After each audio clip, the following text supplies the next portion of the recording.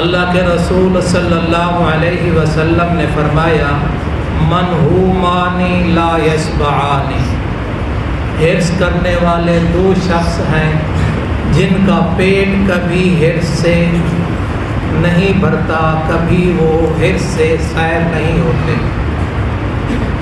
منہوم فی العلم لا یشبع منہ، ایک علم کا حریص ہے اس کا پیٹ بھی کبھی نہیں بھرتا۔ ومنہوم فی الدنیا لا یشبع منہ، دوسرا دنیا کا حرص کرنے والا اس کا پیٹ بھی کبھی نہیں بھرتا۔ علم دین ایک نور ہے،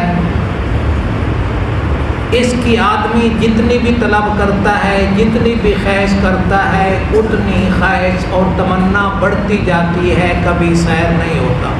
یہ کیسے سیر ہو سکتا ہے؟ خود اللہ تعالیٰ اپنے پیارے پیغمبر صلی اللہ علیہ وسلم کو قرآن مجید میں حکم دے رہا ہے، قل میرے پیغمبر آپ کہہ دیجئے ربی زدنی علما، اے میرے رب میرے علم میں اضافہ فرما۔ کوئی آدمی علم کی انتہا کو نہیں پہنچ سکتا، اتنی بھی محنت کرے۔ میرے شیخ الحدیث ہیں، استاد التفسیر آتے رہتے ہیں، اس سے پہلے علماء گزرے ہیں، آپ ان کو جانتے ہیں، سن رکھا ہے۔ کوئی آدمی علم کی انتہا کو پہنچنے کا دعویٰ نہیں کر سکتا، دعویٰ تو دور کی بات ہے، بلکہ علم کی انتہا کو نہیں پہنچ سکتا۔ اس کی مثال قرآن مجید میں بھی ہے، صحیح بخاری میں بھی ہے۔ واقعہ لمبا ہے لیکن میں اختصار کے ساتھ اپنے موضوع کو مکمل کروں گا۔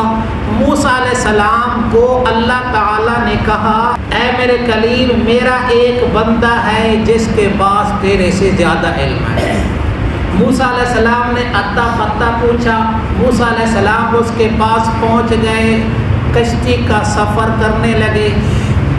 کشتی کے سفر میں جب بیٹھے، کشتی میں ایک چڑیا آئی، اس نے چند قطرے سمندر سے لیے اور اڑ کے چلی گئی۔ سنیے موسیٰ علیہ السلام کا علم، خضر علیہ السلام کا علم کیا کہہ رہے ہیں؟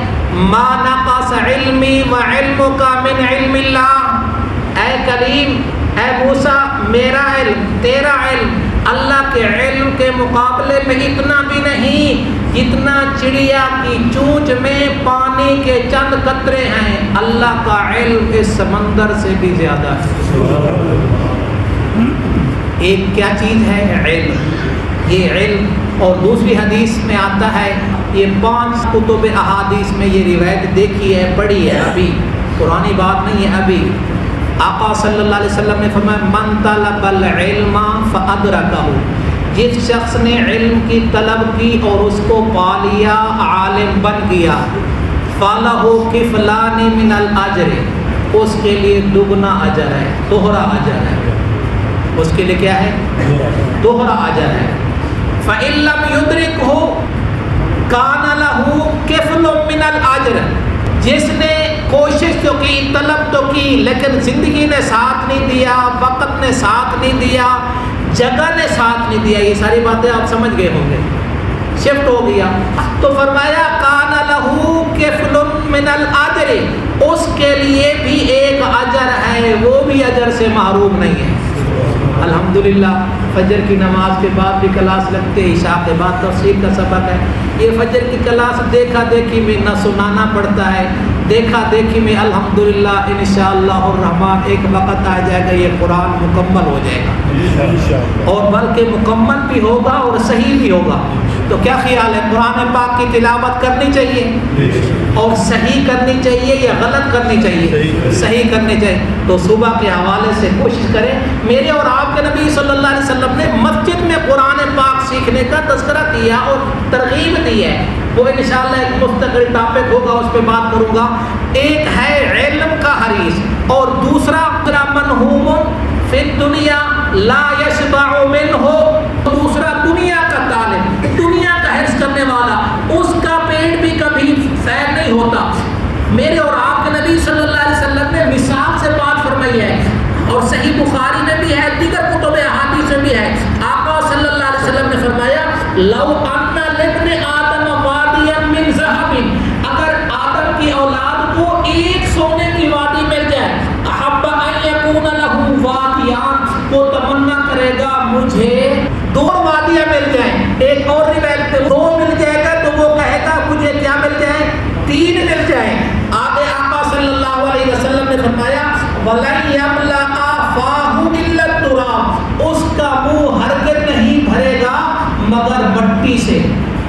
اور پھر آقا صلی اللہ علیہ وسلم نے آپ کی بھی تعریف فرمائی ہے وَيَتُوبُ اللَّهُ عَلَى مَن تَابَ. کچھ لوگ اللہ تعالیٰ کی طرف رجوع کرنے والے ہیں, اللہ تعالیٰ آپ کی طرف رجوع کرنے والا ہے. کیا مطلب؟ مال ہے, مال و متاع ہے, دنیا کی ریل پیل ہے, لیکن وہ اللہ کے ذکر سے, اللہ کی یاد سے, اللہ کے احکام سے, اللہ کی فرم برداری سے روگردانی نہیں کرتے, بلکہ ان کا مال ان کو غفلت میں نہیں ڈالتا. جیسے کہ سورۃ تکاثر ہمارا سبق پڑھ چکے ہیں, فرمائے الہاکم التکاثر, مال کی کثرت نے تم کو ہلاکت میں ڈال دیا, حتی زرتم المقابر, یہاں تک کہ تم قبروں میں جا پہنچے. تو ایک دنیا کا طالب ہے, اس کا پیٹ کبھی نہیں بھرتا. ایک دین کا طالب علم ہے, وہ اتنا علم کی طلب کرتا رہتا ہے. میں آخر میں اشارہ کرتا ہوں, آپ نے ضرور اس کو اسٹڈی کرنا ہے. سب سے پہلی وحی کون سی ہے؟ اقرا بسم, ماشاءاللہ ماشاءاللہ, اقرا بسم ربک الذی خلق, خلق الانسان من علق, اقرا وربک الاکرم الذی علم.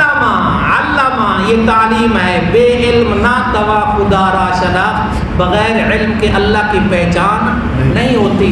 تو پیارے نبی صلی اللہ علیہ وسلم نے دو شخصوں کا تذکرہ کیا.